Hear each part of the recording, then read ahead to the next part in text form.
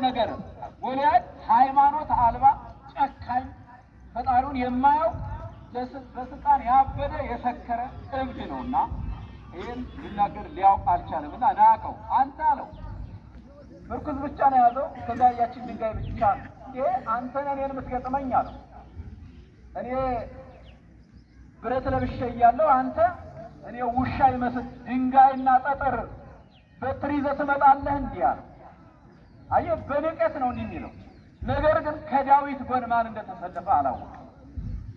አንተ አለው ብረት ለብሰሃል፣ ብዙ ነገር አድርገሃል፣ ብዙ ልምድ አለ፣ ወታደራዊ ሙያ አለ፣ ሁሉን የሰለጠንክ ነህ። ከሕፃንነት ጀምረህ ሁሉን መገለባበጥ፣ ሁሉን ስፖርት ሁሉ ያደረግ ሁሉ ያለ ሰው ነህ። ዳዊት ነው እንዲህ የሚለው ጎልያድ። አይገርምም? ብዙ ሰራዊት ያሰለፈ ነው። ልብ በሉ አሰላለፋቸውን ይሁን አሰላለፋቸውን ተመልከቱ። ብዙ ሰራዊት ያለው ጎልያድ ብረት የለበሰ ድንጋይ ብትወረውር ምን ብታረግ እማትመታውን ሰው አሸንፋለሁ ለትግል ማጣ እንግጥማለን። አናስበውም እኮ ለምን የምናስቀድመው ነገር የለም። ዳዊት አንተ ይህን ሁሉ አድርገሃል አለው። እኔ አንተ ሰው በሰራው ወይ ደግሞ በዚህ በተፈጥሮ መተህብኛል።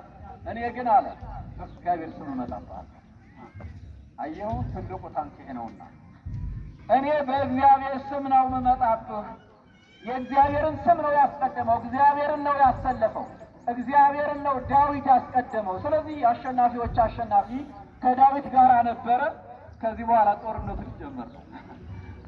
ብዙ ሺህ ሰራዊት ጎልያድ ይዟል፣ ብረት ለብሷል፣ ይፎክራል፣ ይታበያል።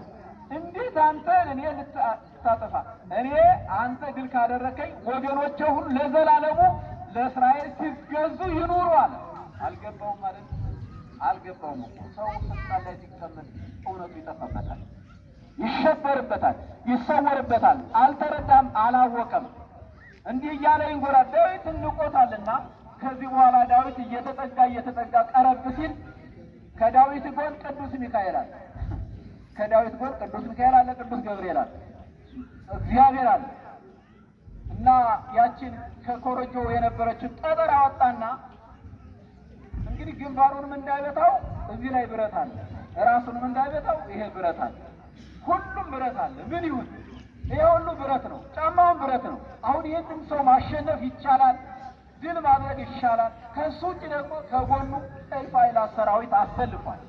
ስልጠና የተማረ ሁሉን የተረዳ አለ የሚባለው በዚህ ምድር ላይ ያላዘው ነገር የለም ጎልያድ። ዳዊት ደግሞ ምንም ነገር የለም፣ በግ ጠባቂ ነው፣ የበጎች እረኛ ነው። በጣም ምንም የማይመጣጠን ነገር ነው። ነገር ግን በእግዚአብሔር ያመነው ዳዊት ተጠጋና ያችን ከኮረጆ አውጥቶ ድንጋዩን ወደ ጎልያድ ወረወረ። ሲወረውር ምን ሆነ መሰላቸው? ያችን እዚህ ላይ የደፋውን ጎርጎቴ ቅዱስ ሚካኤል አነሳለት፣ ብድግ አረገለት። ያቺ ጠጠር ሄደችና የጎልያድን ግንባር መታች። 7 ክንድ ሜትር ያለው ቁመት ያለው ሰው በጠጠር ወደቀ። ወዳጄ ወደቀ፣ በጠጠር ተመቶ ወደቀ። ይሄ ጠጠር ሃይማኖት ነው እንዳትረዱ ይመስላል። ይሄ ጠጠር ሃይማኖት ነው። ይህ ጠጠር እግዚአብሔር ነው። እግዚአብሔርን አምኖ የወረወራት ጠጠር እነሆ ጎልያድን ጣለችው፣ ወደቀ። ከዚህ በኋላ ዳዊት ተጠጋና በገዛ ሰይፍ መቼም እንዲህ አለ፣ ያው ከእነንትና ቤት እንዳሉ አይነት ሰይፍ ይሰበሰብ ምንም ይሰበሰብ እግዚአብሔርን ያስቀደመ ያሸንፋልና በራሱ ሰይፍ በራሱ ጎራዴ ዳዊት አነሳና ጎልያድን አንገቱን ቆረጠው እና ምን አለ? አንተ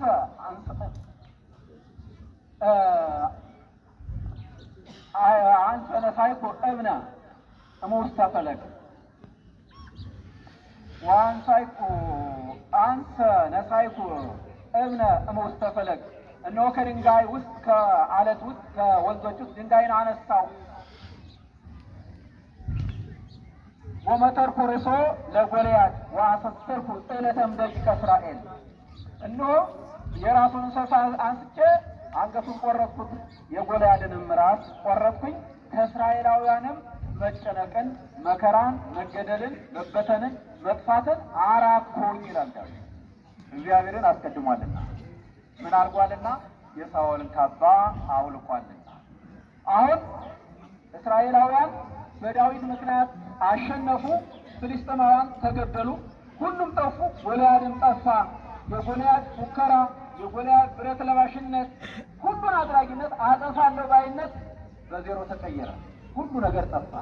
ለምንድን ነው ዳዊት ያሸነፈ ካላችሁኝ፣ ዳዊት ያሸነፈው የሳኦልን ካባ አውልቋልና። ጎልያድ ዛሬም አለ። ሰምታችኋል? ሰምተናል? ጎልያድ ዛሬም አለ። ጎልያድ ዛሬም አለ። ሰው ይኸውላችሁ አሸናፊ ጎልያድ ብላችሁ ሰይጣን ብላችሁ ልትወስዱ ትችላላችሁ። ማን ነው ቅዱስ ጊዮርጊስ ዱድያኖስን ያሸነፈው? እንደ ዳዊት ነው። እንደ ዳዊት በእግዚአብሔር ታምኖ ኢየሱስ ክርስቶስን አምላክ ነው ብሎ በመመስከር በእውነት በመቆም ነው። አሁን እኛ እውነት ጠፍቶብን ተቸግረናል እና የምናስወግደው አለ፣ ማስወገድ የሚገባን አለ። የሳኦልን ካባ አወለቀ ነው አይደል ያለን ዳዊት። ያንን ስላወለቀ አሸነፈ። የሳኦልን ካባ ቢለብስ ኑሮ፣ ያንን ብረት ተሸክሞ ቢሄድ ኑሮ ዳዊት አያሸንፍም ነበረ።